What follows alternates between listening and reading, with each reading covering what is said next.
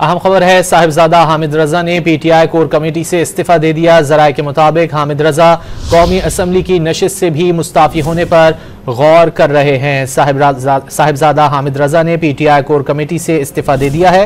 जराये के मुताबिक हामिद रजा कौमी असम्बली की नशिस्त से भी मुस्ताफी होने पर गौर कर रहे हैं। हामिद रजा का कौमी असम्बली की नशिस्त से भी मुस्ताफी होने पर गौर। साहिबजादा हामिद रजा ने पीटीआई कोर कमेटी से इस्तीफा दे दिया है।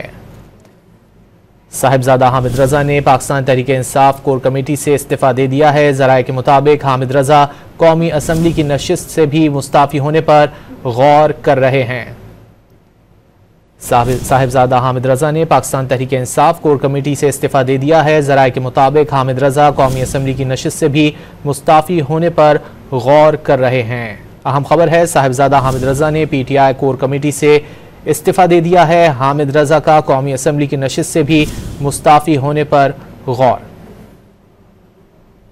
मजीद जान लेते हैं डॉन न्यूज़ के नुमाइंदे अब्दुल्ला मोहम्मद से। अब्दुल्ला, क्या तफसीलात सामने आ सकी?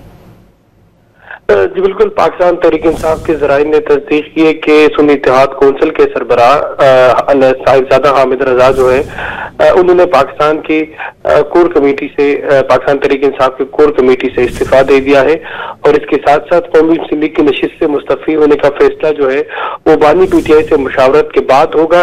अल्लामा साहिबजादा हामिद रजा के करीबी ज़राए के मुताबिक साहिबजादा हामिद रजा जो है उन्होंने कोर कमेटी से मुस्तफ़ी हो गई, लेकिन बानी पीटीआई से मुशावरत के बाद कौमी असम्बली की नशिस्त का फैसला करेगा।